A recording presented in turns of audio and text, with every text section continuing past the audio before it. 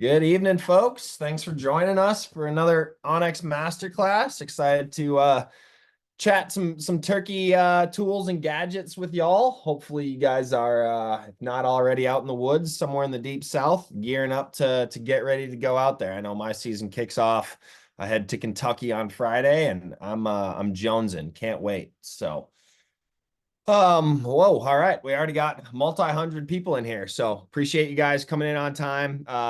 There's a couple options for you guys to interact with us here tonight. So the chat is a perfect spot to say, hey, I'm Jim from West Virginia, or chat the turkey stories that you guys have from this spring or what you're looking forward to, where you're headed this spring. Great spot for that. And then in the Q&A, that's a perfect spot to ask questions to myself or my good buddy Jason Hart from Mossy Oak.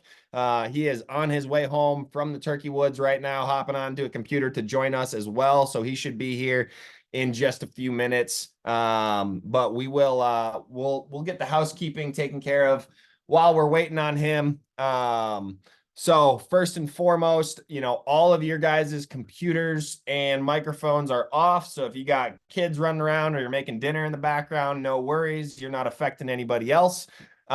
This class is being recorded. So if you have to run early and you want to catch up on what you missed, it'll be posted tomorrow, and you guys will get an email with the full length recording. So if you want to check back into that, you will be able to.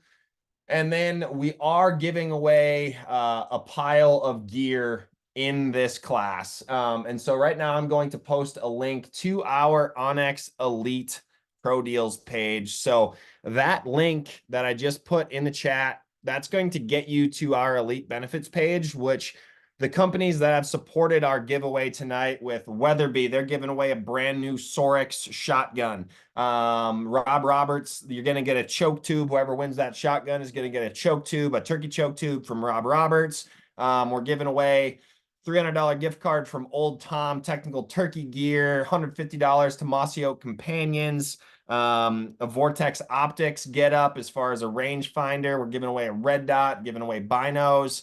What else do we got? We got decoys from Primos. We got a double bull blind, lacrosse boots. So a whole smorgasbord of awesome giveaway items. We're going to pick 5 winners.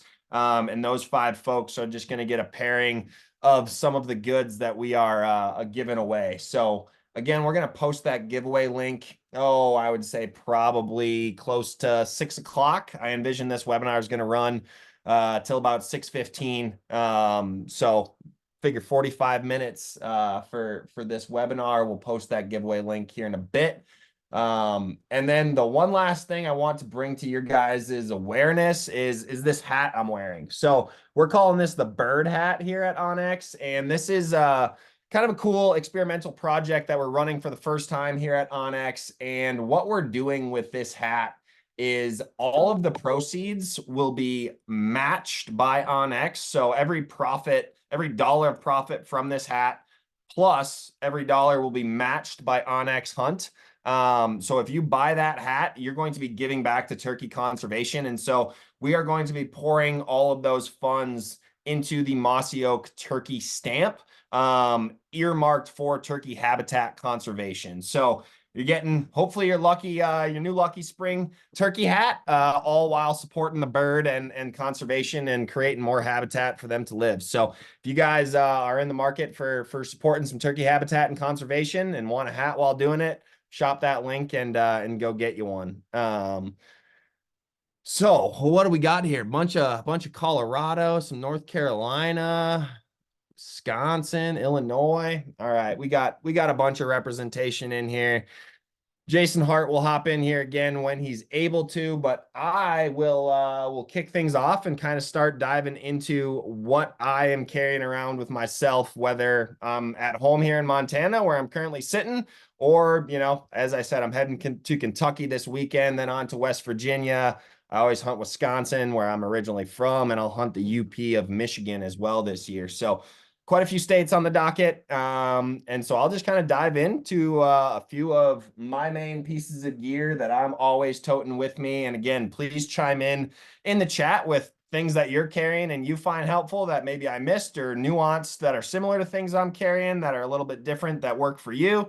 Or if you have questions, whether it's like a specific link or, hey, what was that call or whatever, throw them in there. Happy to chat through those as well.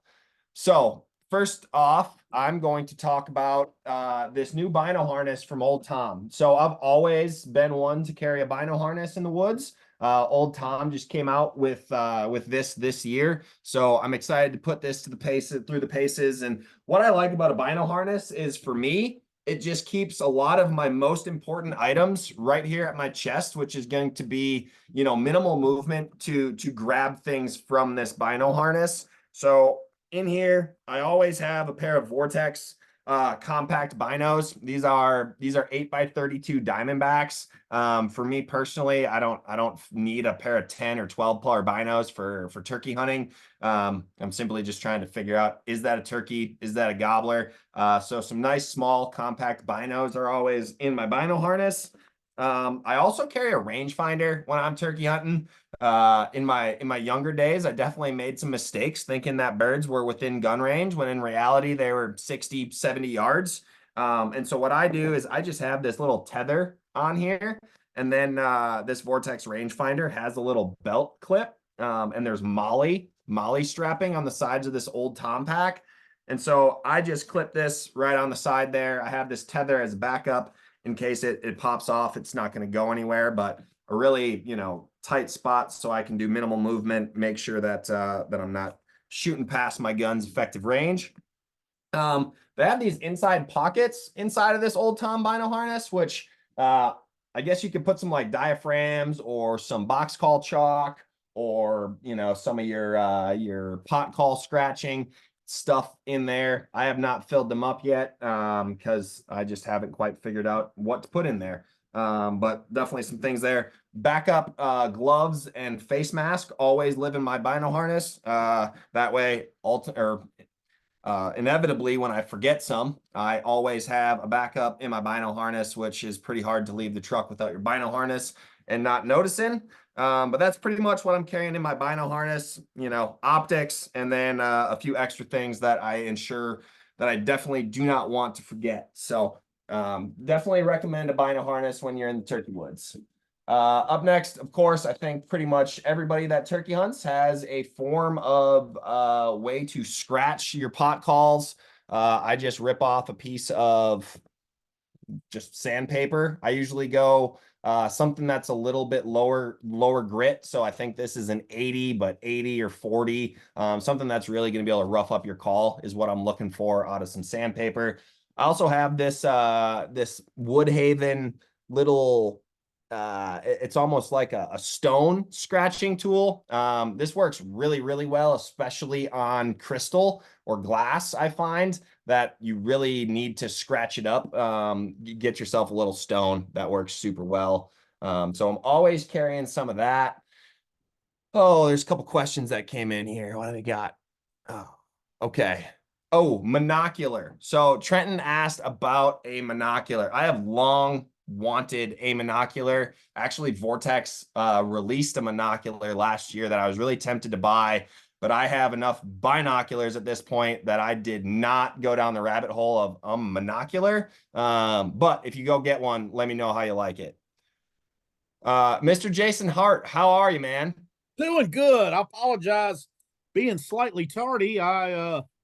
I got a little bit confused on Mountain Time versus Central Time, where Mossy Oak's based out of, versus Eastern Time, and I'm Hey, bouncing back and forth. So I had so I apologize, but I appreciate y'all having me. hey, you're all good, man. I guess I lied to all these fine folks. I told them you were running late coming back from the turkey woods, so I had you covered. Well, I went this morning, and my lack of sleep the last week is probably a good reason. Is a good reason, a good reason why, because of my confusion. But yeah, appreciate y'all having me. This is one of my favorite things to talk about.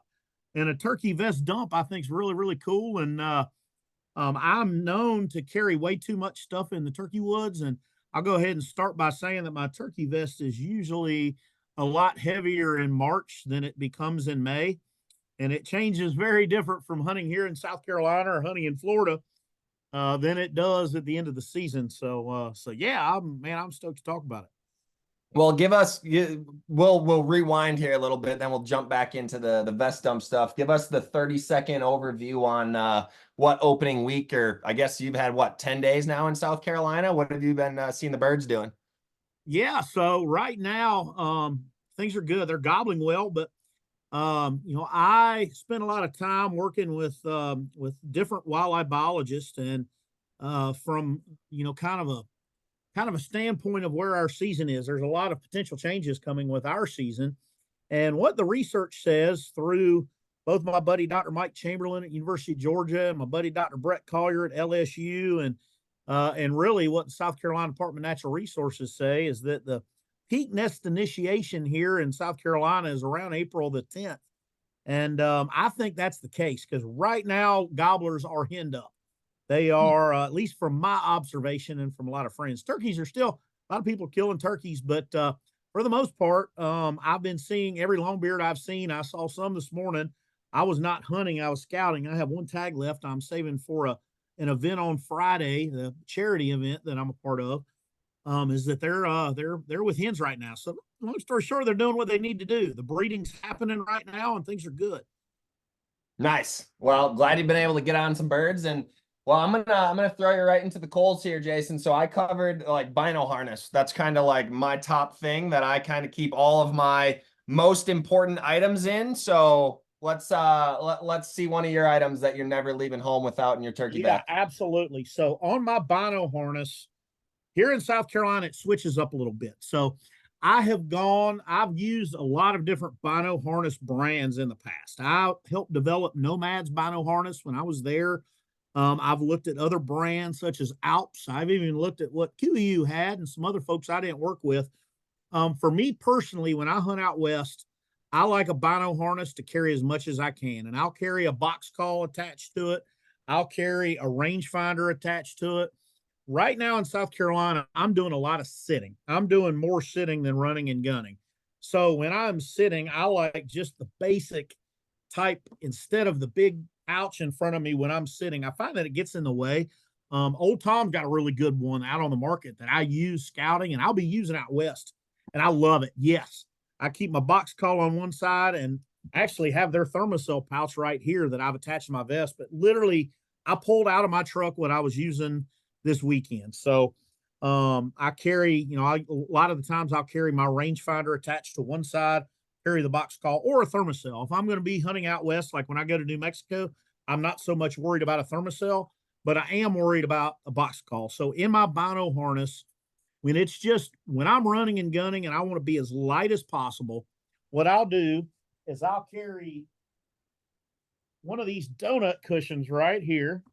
And I'll throw this over my shoulder when I'm running and gunning and just need lightweight as I can. And then in my bino harness, I'll tote a box call, I'll tote a rangefinder, I'll have one friction call, one striker, a few mouth calls, and basically that's all I need. From a locator standpoint, a locator call standpoint, if I'm in the east, I'll use it. I may have a crow call with me if I'm out west or somewhere else, or maybe a coyote call. For an owl call, I use my natural voice unless I've got a cold. But yeah, those are kind of the basics for me. A box call, a rangefinder, mouth calls, and my binos. But many hunters here in the east, I know y'all are in the west. Many hunters do not hunt with binoculars in the east. I do not leave home without binoculars. I feel naked, even in the thick piney woods that we have here. I can't hunt without them, and that's just how I am. I'm with you. And we got 500 some odd people in here everywhere from the upper peninsula of Michigan down to Florida over to Montana. So you brought up locator calls. I saw that there was a question specifically out west that there's somebody that didn't feel as though owl hooting works that great. I Correct. agree. Out west, like I'll still owl hoot once in a while, but it's not my most effective. I do have like a crow. It's honestly probably more of a raven that I do with my natural voice. But my Yep. favorite locator call out west is this really old pitchy goose call I got. And it's really loud, it's sharp, and this is without a doubt my best locator call, specifically hunting Merriam's. But I use it in Wisconsin. I've used it in Kansas. I've used this thing all over the country. They like to gobble at geese. I promise Absolutely. you that. Absolutely. Where I use a goose call, hunting on the eastern, I've been fortunate. I've got to hunt in every state in America, several provinces in Canada, several states in Mexico. And I'll take different locator calls to different places. For example, when I'm on the eastern shore of Maryland and Delaware, where there's lots of geese, I found that the goose call works really, really good. Out west, I do like a coyote call, but one call which I found works in a lot of places, but it's not native anywhere, is a peacock call. And it just is that shrill, high pitched, loud sound that gets, everything. But, here in the East, where I'm at here in South Carolina, owl call, crow call, an occasional, in our early season, when I was kind of just experimenting, before the season starts, I never run a turkey call. I don't want any turkeys on any properties I'm hunting hearing a call. Some people aren't like that, but I was having a lot of luck with a peacock call here in South Carolina, which, these turkeys have probably never heard of peacock, but it still elicited a gobble for sure. So somebody says a woodpecker call here. I stop in my tracks every single time I hear a pileated woodpecker go or a northern Absolutely. flicker go. And I always want one to gobble, but I don't have much luck there. I know certain people do. Absolutely. No, there's so many different locator calls that you can use, and they work different places, and sometimes it's just any loud noise. But Yeah. for me in particular, hunting high pressure turkeys like what I have here in South Carolina, I like to sound as natural as I can. But when it comes to a crow call or an owl call or anything like that, I love to sound natural, but in many cases it's just it's just that loud noise that is what elicits a gobble. Sandhill cranes too. Yes, I'd imagine a sandhill crane. Honestly, a turkey will gobble to many, many different things. I heard a turkey gobbling recently to a bald eagle. Oh yeah. And Yeah. again, I'm not toting a bald eagle call in the woods with me, but yeah, I absolutely. I carried a duck call with me the last 2 seasons just to compare my mallard to my goose success. I gave up on the duck call. The propensity of gobbles at my goose call was far exceeding what I could do with my duck call. Well, I think you hit this one. Somebody asked about mosquito bug defense. I mean, Thermacell is going to be your golden ticket for sure. For mosquitoes, permethrin is something that a lot of people Absolutely. spray on their clothing, like Game Hide, and there's a few other manufacturers out there like Game Hide Camo. They make a limitic clothing that like permethrin's already baked into the clothing, if you will. Kind of a must-have if you're hunting really anywhere Uh, everywhere. And Absolutely. you don't Back want in, limes and you don't want to become allergic to red meat with that Lone Star tick. I promise you yeah, that. that's the truth. Back in 2012, I got diagnosed with both Rocky Mountain spotted fever and Lyme disease. And yes, spray when it comes to the beginning of the season, I get out whatever clothes I'm wearing anywhere in the country and I spray them down with tick repellent. It's essential. I spray my boots. If I'm sitting in a chair, which we'll talk about in a little bit, I'll spray my chair. I'll spray my vest. I'll spray everything. I don't spray my socks and underwear, but just about everything else. And yeah, you don't want Lyme disease. I can assure you. So that's an For sure. interesting debate that I always get into, or I shouldn't say I always get into, but generally gets brought up. Now, on clothes that you spray with permethrin, will you put those against your skin? That's a good question. I definitely let it dry first, but yes, in some cases, in particular when it's hot and I'm wearing a lightweight polyester shirt, then yes. But I make sure that it's dry, and I handle it with rubber gloves when I'm spraying it if I can, Yeah, I'm always because like you. I agree with you. When it gets hot, Yeah, I'm not going to wear long johns, but I don't love it against my skin, especially when I'm sweating against it and what have you. I agree. Yeah, I do not put if it's wet. I certainly let it dry. I've seen some people in bad tick infested areas spray it on before they go out to hunt. That's not that. Yeah, that's not good at all. But so in many cases, I always start my season in Florida, and where I hunt in Florida, I've never had a tick on me ever. Hmm. Here in South Carolina, for the most part, this time of year, I'm not getting any ticks, but other states that I've hunted that are really, really bad tick states. I got Lyme disease in Tennessee, and I got Rocky Mountain spotted fever from a tick in Texas. But the New England states are really, really bad with ticks. I mean, it can be anywhere. Montana, I've had some of the worst ticks on me in Montana, Nebraska, Kansas. I got eaten up. And one thing, this is completely doesn't really have anything to do with a turkey vest dump, but being a Lyme disease survivor, or, beating Lyme disease the best that you can, anytime I pull a tick off of me, I get in touch with my doctor and I get a prescription of doxycycline because I don't chance it. Lyme Interesting. disease is not worth it. That's a good call. Yeah. If you got one that you gotta tweezer out of you, that's a wise move. All right, Jason, show us something novel that most people maybe aren't carrying in their turkey vest that you got All sitting right, up there. we will dig it out. I've got my turkey vest here, and this is completely, I'm using our Mossy Oak Mr. Fox vest, which came out last year, which was a limited edition turkey vest. It's heavier than most. I will say that when I hunt later in the season out west, or in particular, once the temperature gets above 80 degrees, I'm going to use a strap type vest. Some of the old Mossy Oak vest, strap type vests they use. But I'm going to say one thing that I carry with me in my vest, and I have actually, here's an empty water bottle from this morning. One thing that I carry that most folks may overlook is I carry clippers with me, and I'm constantly using clippers. The reason I'm using clippers for a number of reasons. Number one is to make blinds. I love, if I'm going to be sitting in a spot and I have time, I love to clip natural vegetation to surround my front part of my body, for any movement, just to kind of be more camouflage, even though, I'm wearing mossy oak, and typically the mossy oak I'm wearing matches the environment. But as far as I'm concerned, the better you're covered, the better you are. And I also like to have foliage behind me to break up my outline. So that's number one. But number two is for shooting lanes.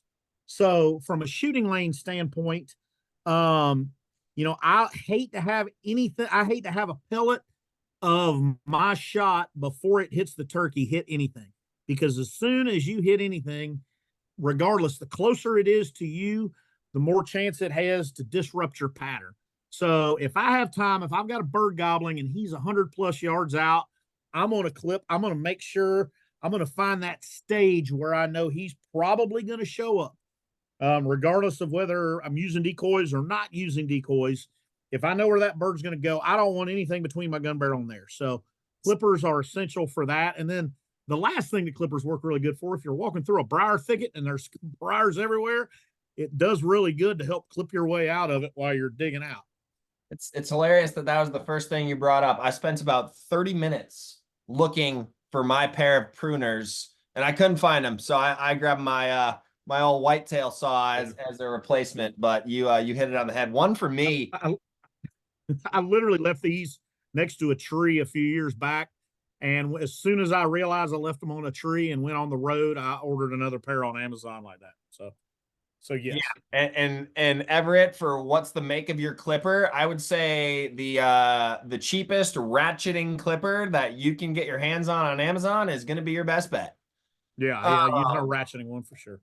Paracord. It doesn't matter what I'm hunting. I never leave home without paracord. There's lots of things paracord can do. It can help you hang your bird up while you pull the old Dave Owens and smoke your cigar in the woods. It can be a belt. It can be a gunsling. In a really bad pinch, it could be like a tourniquet. I don't know. Paracord has so many dang uses. You're not going to catch me hunting anything without some paracord in my pack. What do you got next? Let's see here. This is pretty obvious, and this is going to be two parts, but oh yeah, dude wipes and toilet paper for obvious reasons. So, obviously when you're in the woods, and I carry both of them with me. And then secondly, one thing that I do use them for is when you take pictures of your bird after you get done, if you happen to get a bird, it's always good just to clean up the extra blood or whatever, just to, in case any non-hunters see your picture on social media, something like that. But yeah, definitely those are certainly necessary. Let's see here. Well, that's it's a bold move. You carrying your teepee without a Ziploc bag. That sounds well, that looks in like the it's going to be mushy soon. rain, if it's going to rain, it changes. Another thing I carry with me is a wing. So I'm not big on calling the turkeys when they're in the tree on the roost.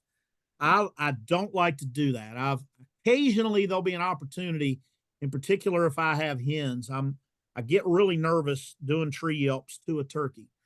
Um, I really, as soon as they land is when I do. But if there are hens competing, I will do a tree call. But one thing that I found that I always do, I'd like if I'm close enough, I like scraping the limb if I can for a bird, and then doing a fly down adds a lot of realism. And if it is a situation where I have other hens that are making a lot of noise and doing fly down cackles, I'll do a fly down cackle and I'll throw the hen in there as well. So do a little bit of an example with that wing on what you're doing, right before those birds pitch down when you're trying to emulate a bird flying Yeah, down. so a lot of times, and very rarely am I this close to a longbeard to where just scratching the tips on the edge of a bark. Sometimes that'll make it gobble, but obviously flying it down and then having it hit in the leaf litter and the debris just to add realism. Yep. Many times that'll drive them nuts and put the put the scenario where the gobbler thinks that there's a hen flying down there. But I learned a lot about turkey behavior a few years ago in Florida, and I've heard it, and we've all heard it that when you turkey hunt, you try to basically reverse nature, get the gobbler to come to the hen as opposed to the hen going to the gobbler. In Florida, back in 2019, I had my brother-in-law on his first out-of-state hunt. I was hunting with my good buddy Mike Tussey, and we set up. We put some palmettos in the ground, made a little blind. Somebody asked where in Florida. We were actually in Lake Placid, Florida, but we set up a little blind. It got daylight, and we started hearing spitting and drumming, really, really, really close. And we were 17 yards from a longbeard in a tree. So we did not want a tree call. We couldn't hardly make a move at all because he was right there.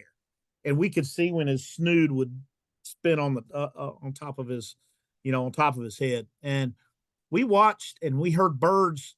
We heard birds doing tree yelps. We heard them doing fly down cackles. We heard them yelping on the ground. And that bird gobbled and he strutted and he drummed in a tree until literally a hen walked under his tree. And as soon as the hen got 10 yards from him, he pitched down and went to full strut. And it made me realize that, yeah, the gobbler wants to see that hen. So if you're close enough to tree call, or you're close enough to where he can see where you're at and he doesn't see a hen, good luck.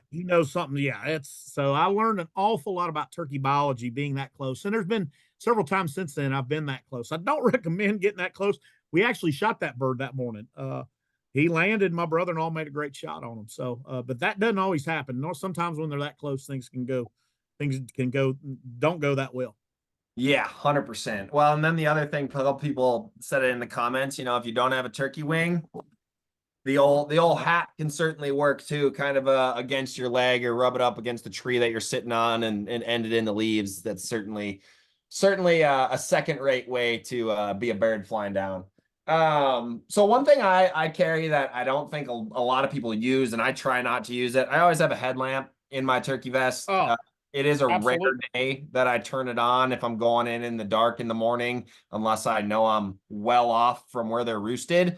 But the one important thing is obviously I just turned on the white light with this one.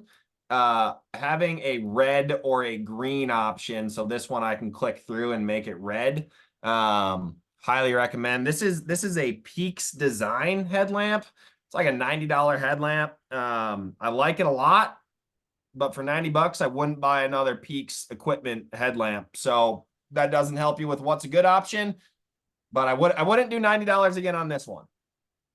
So speaking to the headlamp, a lot of people don't like using lights. That turkey where we were at in Florida, I literally walked underneath the tree that he was sitting with a green light. And I don't know what it is, but I've never, to my knowledge, spooked a bird using a green light. If you don't need it, you don't use it. But where I hunt, we have lots of venomous snakes. And before I sit down against a tree, I want to make sure that there is not a rattlesnake, a copperhead, or a cottonmouth sitting underneath my tree where I'm going to sit. So that's one of the reasons I use it. Call me scared. You can call me whatever you want, but I've had, like I said, numerous experiences where I've walked underneath turkeys using a green light. I use a Petzl is my go-to, and I'm a big fan. I bought one of these back in 2010 for a sheep hunt, and then I found out they had one with a green light. There's numerous ones. I'm a fan of these. I have no affiliation whatsoever to the brand, but I love that I recharge them. I'll recharge them in my truck as a rechargeable battery. And also for me, I put on the headlamp first thing in the morning because when you're getting out of your truck and you're getting your gear, just having the light. And for me, this morning I use a headlight when I go to my hunting club and have to get the combination on the gate. I use it when I'm signing in our sign-in board to write my name down. I use it when I'm getting my gear out of my truck. And then when I'm walking, if it's pitch dark and I'm walking through some thick vegetation, I'll use the green light. I think if you use a green light when it's still dark, you're in thick vegetation, it keeps you from breaking limbs and stepping on things and putting a stick in your eye. I think it's a lot better using that light than I think it's a lot better getting in stealth as well. So if I'm walking down an open sandy road or down a trail that, there's not a lot of vegetation, I won't use a light. But yeah, I agree with you 100%. I carry Spencer, one with me every day. I think Jason's headlamp brand there, correct me if I'm wrong, but that looked like a Petzl. Correct. Yeah. Yeah. And I would say I will double down. Like, I am so over the headlamps that take AAA batteries. Like, I will never buy a non-rechargeable headlamp again in my life. Oh yeah, absolutely. All right. One other thing that I'm carrying. So I always carry some like flagging. This is some pink stuff that I pulled out of my vest. I don't really use this for flagging trees. I tie this onto myself once I kill a bird and I'm walking out, whether you have a little orange piece or just something that lets other people know that you're a human that had a successful hunt and you're not a turkey slipping through the woods. What's your next item, Jason?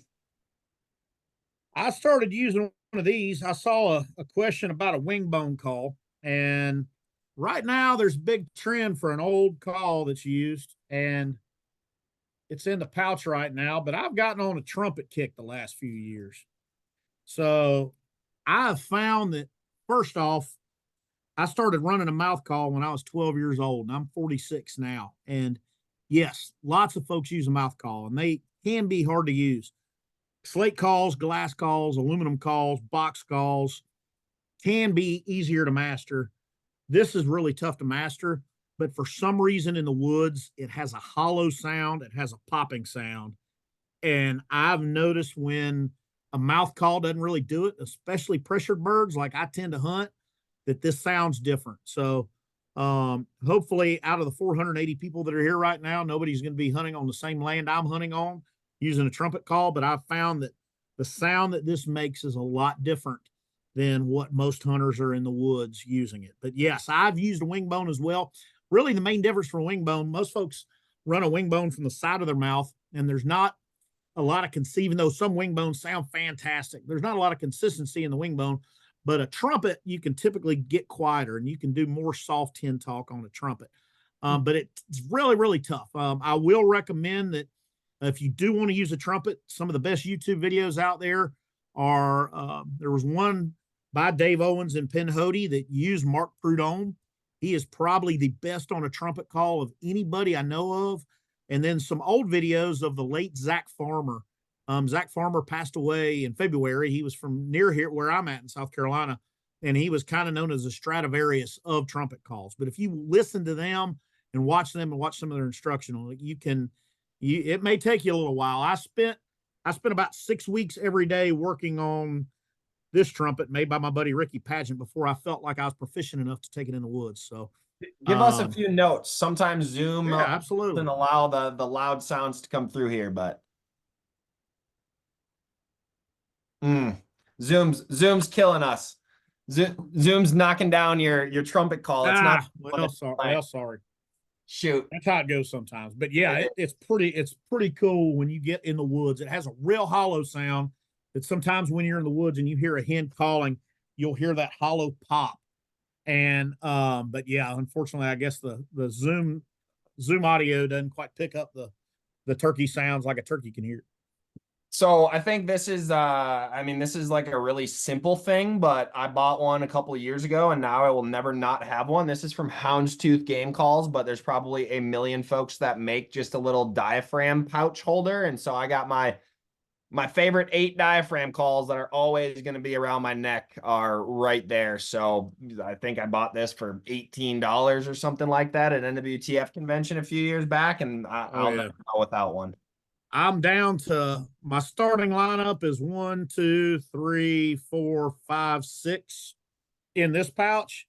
But randomly enough, I typically, for some reason, I use a raspier call than most, but I have another one in my vest. They're so lightweight. This was one that came with a mossy oak vest that I'm keeping my higher pitch calls. Ah, So in particular, I found that Merriam's and Rio's typically like a little higher clear pitch than what I tease folks when they hear me call that I'm raspier than most competition callers. I sound like an old hen that's been smoking cigarettes and drinking whiskey at the bar many times. But yeah, it's mouth calls are light, so carrying more mouth calls in the woods to sound different is not a bad thing. yeah, and then so like one thing I do with my mouth calls, typically I don't run mouth calls for more than a year generally. They typically go in the trash at the end of May and I buy some new ones, but I always soak mine in Listerine because I don't know about you guys, but that latex almost glue taste in my mouth drives me nuts. But if I just soak them in Listerine overnight once before the beginning of the season, it's a nice minty mouth call going in every time. Yeah. What I tend to do is I'll use half scope and half water. And I'm a little bit different than you. When I get to the end of the season, I take all of the mouth calls I use that season and I put in a small Ziploc bag and I throw them in the freezer. Oh. And I've got calls from back to 2019. And what I'll do is at the beginning of the season, when I have time, I'll take out every single one of them. I'll re-soak them in half scope and half water, or half Listerine and half water. I'll let them dry and then I'll run them. And I find over time some calls sound better one year to the next, but I've heard that keeping them in the freezer keeps the latex good. So I'm a little bit different. And again, I've heard this. I've heard the freezer tip from some competition callers that when they find one they just like just good. Now, and I found from one year to the other a call that I used in 2023. I have several in this call pouch that I used in 23 or 22 that I'm using now. But usually I'll find a brand or a particular cut from a brand. I have no affiliation. I use multiple brands, and working for Mossy Oak, we work with a lot of different great call companies. And I've met a lot of friends over the years that make their own calls. And so I have some that are custom made by friends. I have some that are store bought, and it's just whatever works best for you.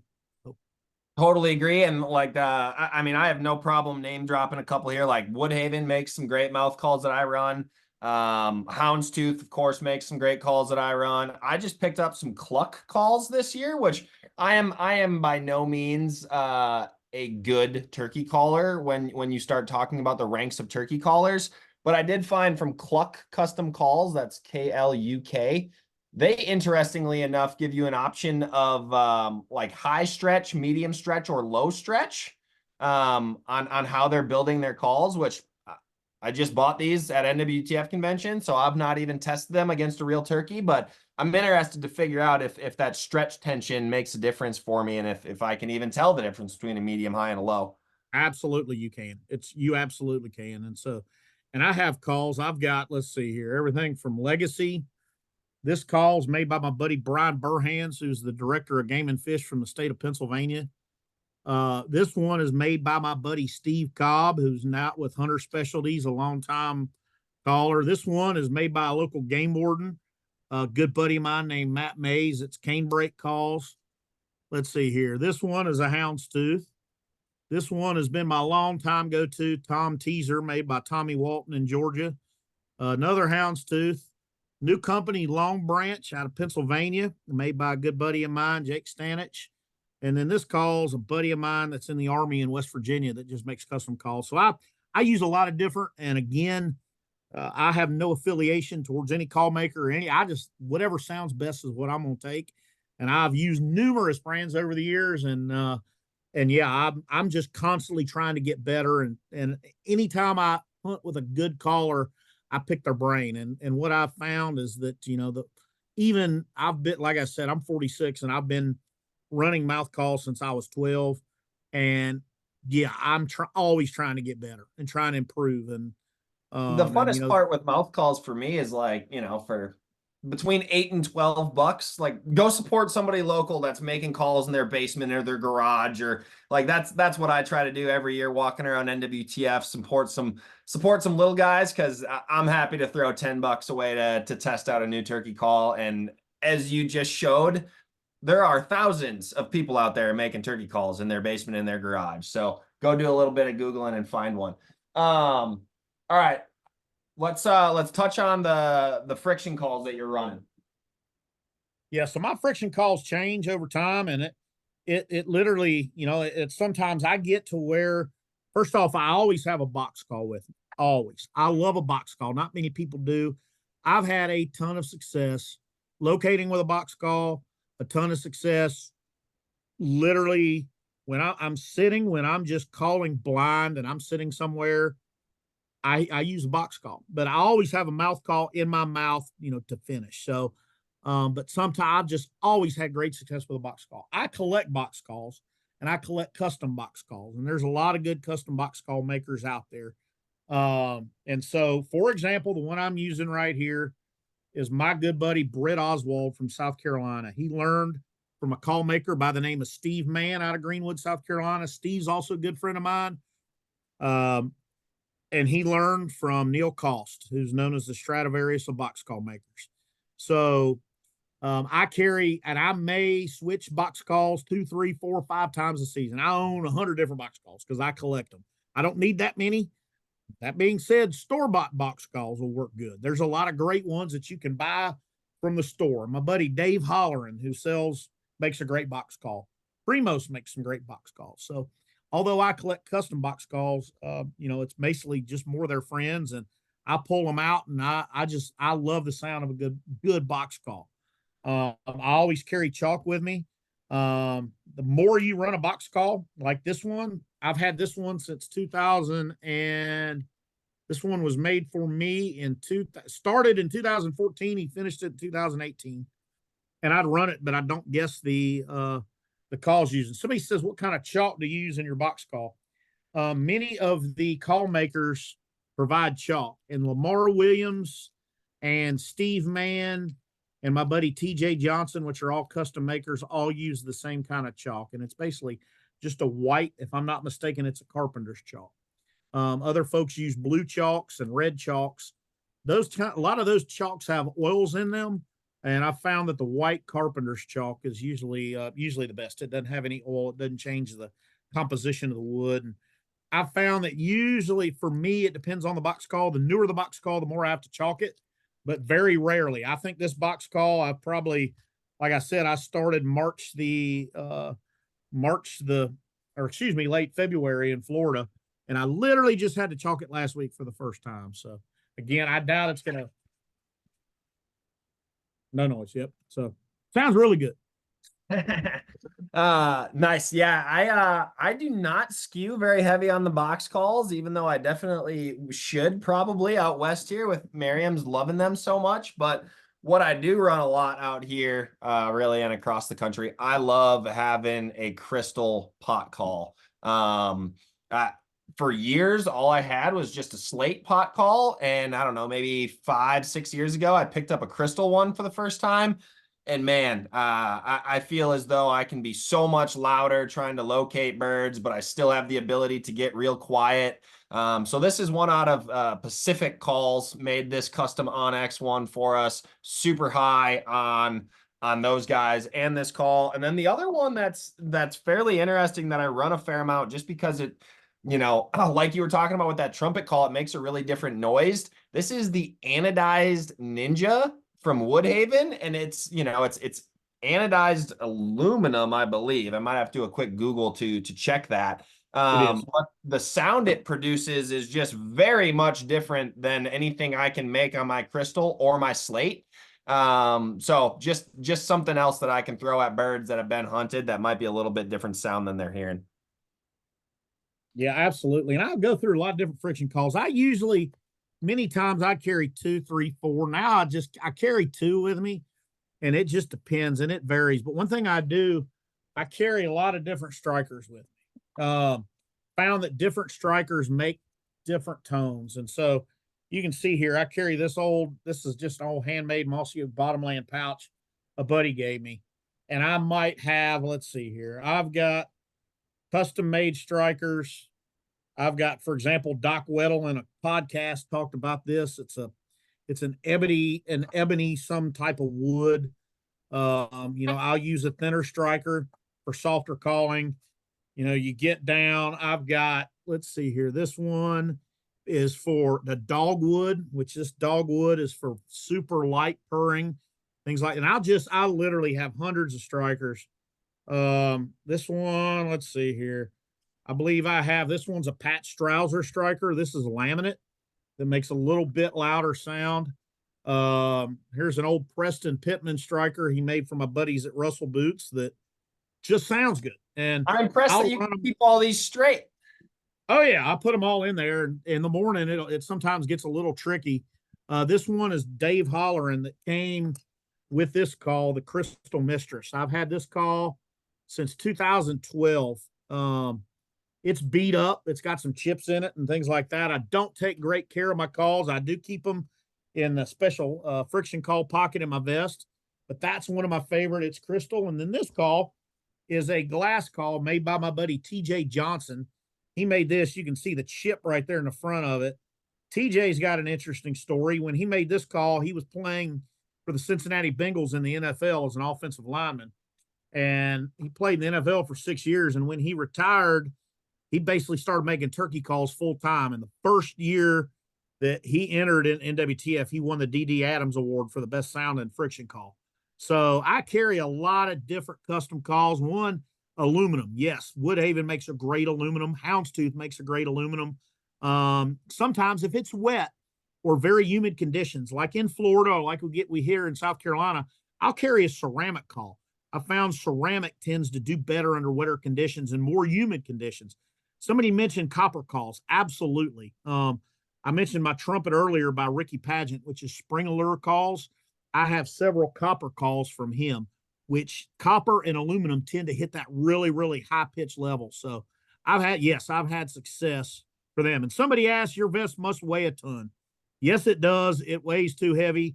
But what I found out, it gets me in, if I wear it early season and walk the flatland in Florida and South Carolina, it gets me in shape for hunting later in states like New Mexico and out west. So, but yes, I'm the first to admit that my turkey vest weighs heavier in March than it does in May. So yes, you can certainly laugh at me on that. And yes, not all these calls. And sometimes some mornings I'll take my vest off and be like, why am I carrying all this stuff? But many times there's nothing in my vest that I've not used at one time to call up and kill a longbeard. So yeah, absolutely. There's I carry a lot of stuff, but when I forget my clippers or when I'm being a minimal and I don't have clippers or I don't have a wing or I'm like, man, it feels like I'm missing out. If I forget something, it's like, man. And then some mornings, it's like, I'm just going to be lazy and just walk around and carry a couple mouth calls and a thermocell. And then immediately when I sit down, I realize I forgot something I could use. So. Yeah, well, I think everybody here's in the same boat. Turkey vests start out really heavy for the first couple hunts, and as the season wears on, you get wiser on what you actually need. So, Jason, I'm pretty sure if memory serves me correct, you're a big proponent of having a chair or some type of seat. I am, yes. Yeah, so you cover that, and then after you cover that, we got about 40 questions that we're gonna rifle through as quickly as we can here. Absolutely. So, I got a chance to turkey hunt with my boss for the first time. His name's Toxie Hayes, and he and I got to hunt 2 days together. And before I went, the day before, I got to hunt with his son Neil Hayes, and they were both incredible turkey hunters. We were in Alabama guiding for some friends of the brand, and I hunted with Neil, and I pulled out my chair, and he's like, "Oh, you're one of those chair divas. Need a chair." Well, I realize that those guys, they do lots of running and gunning. When you're running and gunning, a chair does not work well. But for me, many times I go to places where I know turkeys are. And if I'm hunting Osceolas or if I'm hunting Easterns or if I'm hunting Rios and I know an area, if I've done scouting or if I have information saying they're going to be there, if I don't have them immediately gobbling, I'm going to go to a place where I know there's turkey signs and turkey tracks, and patience helps. So when I was 20 years old and I weighed a lot less than I do now, I could sit with a little flimsy cushion up against a pine tree for hours on end and be fine. But most of the time I didn't because I wasn't patient. I'd run and gun. But about 10 years ago, I started hunting with a chair. And yes, I will put it on the top of my vest, or I bought this sling from a gentleman. Let's see here. My sling I use, paid $8 for it on Strut No More turkey totes. And it's literally a turkey chair tote that I'll put over my shoulder. And absolutely, I love sitting in a chair. I've sat in a chair. The turkey I killed, I knew there was a longbeard working a road. I could not get him to gobble when I went in there, and I knew that patience was going to kill him. So I literally set up, and I knew that he was going to come by sometime that afternoon, and I had 4 hours. So yes, I literally sat in that chair 2.5 hours, as comfortable as I could be, enjoy the day, and he showed up quiet. And had I been running and gunning, I'd never killed him. Now, other times when I was hunting with the boss man, he likes to run and gun. And then I'll tote a cushion like this. This is just this is an old man. This is probably 30 years old right here that has an inner cushion when I can find a tree. But the other thing about a chair that I like so much, if I'm hunting somewhere out west, or if my only setup spot is in tall grass and not against a tree, it's really tough. And the way that chair sits, and there's a lot of them on the market. Alps makes a great one. That one right there is just a mossy oak branded from Walmart. Literally, your gun is right on your knee in a perfect position. And so, yes, it's heavy. Yes, it's bulky. Yes, it clanks around sometimes if it hits your gun or whatever, but I've done my best to modify it and hang it from my vest to where it doesn't make too much noise. So I'm a big fan of using a chair. Not all applications do I use it. When I go to New Mexico and I'm going to hunt those mountain birds, I'm going to leave the chair at home because it's going to be running and gunning using topography like the Merriams do. But yeah, many times if I'm hunting in an afternoon, chair can be your great friend. Even myself as 20 years your inferior, if I'm on limited ground, if I only have a 40 that I can hunt or a 60 or a chair, it's the difference between killing a turkey and not killing a turkey if you're playing the post up and wait game. So, Absolutely. all Absolutely. right. And So there's different vests out there. I've seen some mention of Alps. And when I was at Nomad, I helped design one that was a lounger that had a frame. And yes, some of those work really good. But ultimately right now there's a chairs are very comfortable and they work. I would imagine one of these days there's going to be a company that's going to make a very lightweight version and come out with it. It's not on the market yet, but I would love to see one. So there's definitely when you're sitting and trying to be patient, the longer you can sit still, the longer you can be quiet, and many times you'll be more effective. And the older and more patient I get as a turkey hunter, the longer I'll sit in one spot if I know there's turkeys in the area. awesome. All right. Well, we are approaching an hour here. I'm going to drop the giveaway link in the chat. Must be present to win. So you guys better click on that link here in the next few minutes. Fill that out. It's only going to be open for the next few hours. And again, one of you 490 folks that are in here right now, well, actually 5 of you are going to walk away with some pretty awesome gear. So with that, Jason, these are going to be some rapid fire Q&As. So your thoughts on TSS versus traditional turkey ammo? Is the steep price worth it? Absolutely. TSS is a game changer, and it is the best thing to happen to turkey guns since the removable choke tube. The And only thing that sucks about it, what are you running? well, I hand load my own loads. I also use Apex. I also use Rogue, depending on if I don't have time to load my own.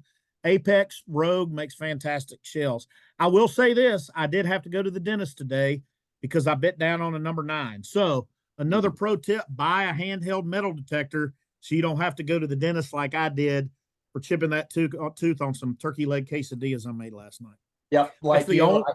I got Migra's 7/9s. I love the stacks. Whether you're shooting Migra, Apex, Rogue, they all give you the option. Love those small And size talk shots. about patterning turkey guns. I'm a 9 and 10 guy personally. So Love it. Jason, you only take one call with you when you're running and gunning. Which one are you bringing? I'm taking a mouth call, There you go. followed by a box. Okay. What are your thoughts on using ground blinds? Well, I prefer not to use a ground blind, but there are times that ground blinds are very effective. If number one, you're bow hunting, number two, you've got a kid, or you have a new hunter. But I prefer to be mono and eye level with the turkey and utilize my camouflage and my surroundings, because hunting out of a blind makes you a lot less mobile, and it takes a little bit away from the hunt, in my opinion. But yes, they can be very effective in the right situation. I'm with you. Unless it's a downpour and I need to be out there that day, I'm probably going to leave the blind at home. But the reasons you listed definitely are good times for a blind.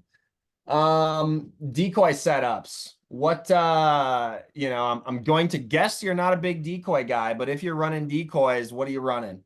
So yeah, not always am I a decoy person. It depends. Sometimes in a situation, if you're in a field or something, usually some type of posturing jake and a feeding hen is usually what I go. Very rarely.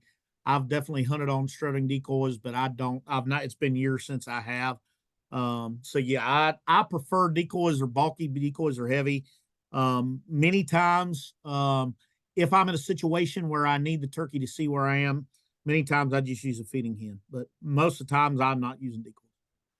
Yeah, I'd like you, and I'm in the upper Midwest, and if I'm hunting on the edge of a 200-acre cornfield or something, it's hard not to use a decoy when you're sitting out there if you're gonna yelp on your calls at all, which it's hard to turkey hunt without yelping on your calls. So, what about a real fan? Are you running a real fan on that Jake or no? No. Okay. No, not at all. I'm not using a strutter. I'm using, like I said, just a Jake when I use one, but very rarely. And again, it depends on the situation. If I have kids with me, yes, but most of the time with myself or with experienced turkey hunters. No. Do you run a red dot? Yes, no, and maybe. So I collect turkey guns, and for years I swore that red dots were the best thing ever until I missed a lot of turkeys using a red dot, and I switched back to a bead. Then I missed turkeys with a bead, and I'll go back to a red dot. So on some of my guns, I use a red dot. Some of them I use a bead. Some of them I have iron sights. I use many different turkey guns. Like I said, I collect them every gauge from 410 bore 28 gauge to 20 gauge to 16 gauge to 20 gauge, 12 gauge. They even have a killed a grand slam with a 10 gauge. So, and some of them have red dots, some of them don't. Even a 12 gauge muzzleloader I have. So, just depends on the day and depends on the gun. And literally, I've got favorite guns. And right now, this year, I'm trying to use guns that I haven't killed turkeys with before, just because I collect turkey guns and I'm a turkey gun nerd. So, Nice. I love it. I like you, I have one turkey gun that has no red dot, and I have one that has a Vortex Venom, which a couple people asked what type of red dot. Vortex just replaced their Venom with their Defender series red dot, which I've not got my hands on yet, but I run their Venom and it's an awesome red dot. Would highly recommend. I have killed a lot of turkeys with the Vortex Venom and also the Burris Fast Fire 3. And I actually have a new Burris Fast Fire 4 I'm going to be putting on one of my guns as well. So My yeah, biggest recommendation is if you're running a red dot, don't just assume it's good from last year. Still walk out and exactly. take a shot at 40 yards with your red dot and make sure you're good to go, because I've seen that play out a couple too many times. And I'm going to tell you, when you take a red dot on an airplane, if you have an opportunity to shoot it before you hunt, do, because I've had red dots completely from airline mishandling do that. I've had a friend that I've even had them cracked. So yes, I've run many brands. Right now, the two brands that I'm running, I have no affiliation, but are Burris and Vortex. But I've heard a lot of great things about Loophole. I've heard a lot of great things about other brands. So, but yeah, make sure if you're shooting your red dot, from season to season, check it in. And if you fly or you travel, do your best to shoot it before you hunt. 100%.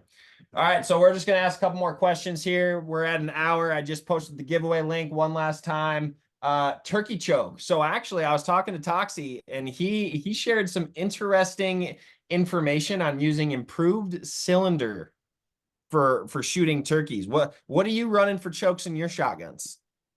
So for years, there's a couple different brands that I've used on my guns. I'm a big fan of Indian Creek uh, uh, choke tubes for obviously for long distances. I pattern them. They seem everything I've had from Indian Creek seems consistent. Another brand is Some Toy, William Lambert out of South Georgia. He makes custom choke tubes. Are great. I have several Jeb's choke tubes also. I have some older guns, which I have Carlson's choke tubes that shoot well. So I will say this for 12 gauge, I shoot a 665 constriction or a 670 constriction.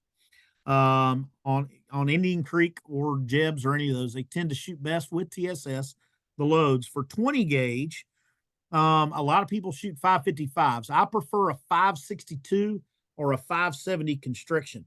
The turkey I shot on Saturday, I was using an Indian Creek 570 out of Benelli M220 gauge.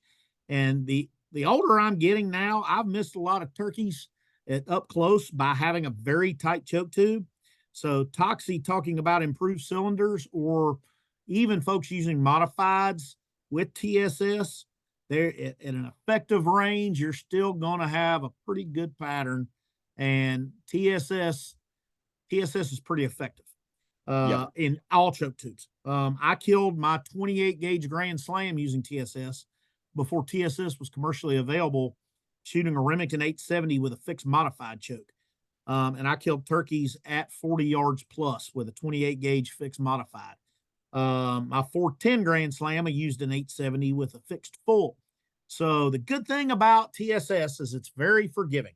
Now, if you're using lead or using something other than TSS, yes, you probably need to spend a little more time on choke tube selection. But the older I get, I don't exactly go for the tightest choke tube. I want to have a great pattern in a 10-inch circle at 40 yards, but I also want to have a great pattern in a 20-inch circle at 40 yards. And I found that if I use, for example, with a 20 gauge, a 555 has got a great pattern at 10 inches. A 562 has got a great pattern at 10 and 20. And a 570's got a great pattern at 10, a great pattern at 20, and a great pattern at 30. So using TSS, the further out they get, out to certain ranges, you can break every bone in a turkey's body depending on the less choke tube. And the closer they are, an improved or a modified is just great. If you're taking shots inside 40 yards, I think you'll be fine with that more open choke tube. But experiment. You don't need an aftermarket choke tube to kill turkeys, especially if you're using TSS. Usually, the choke tubes that'll come with a gun will typically do well, especially if you want to save money. But I'm a choke tube nut, as you can see right here. I've got way too many Indian Creek boxes sitting here at my kitchen table for my numerous shotguns, and yes, I've spent too much money on them at $80 or $90 a pop. You mentioned a couple chokes. I run Rob Roberts choke tubes. I've ran heavy choke tubes. There's another 5 brands mentioned. So whatever floats your boat. Rob is a good dude for sure. And so Rob Roberts and William Lambert, in my opinion, are just absolute masters of turkey guns. So both of those guys are really good.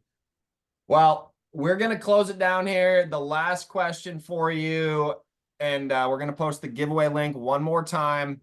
Your favorite turkey hunting snack, Jason?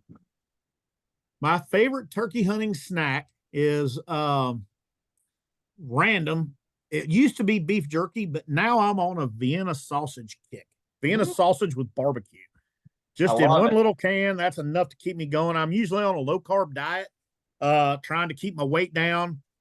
Sunflower seeds, somebody said, great snack. But yeah, I'm a little hard can, usually doesn't rattle around in my turkey vest like sunflower seeds, or it doesn't have the plastic package. I like that metal can that doesn't make a lot of noise. I love it. Well, to all of you that came tonight, greatly appreciate your time and engagement with us here. Mr. Hart, appreciate you tuning in with your years of turkey hunting knowledge and what to carry in a vest. So best of luck to all of your spring seasons here. Enjoy the time in the woods and appreciate you guys coming out. You guys have a great evening. Thanks, Jason. Thank you.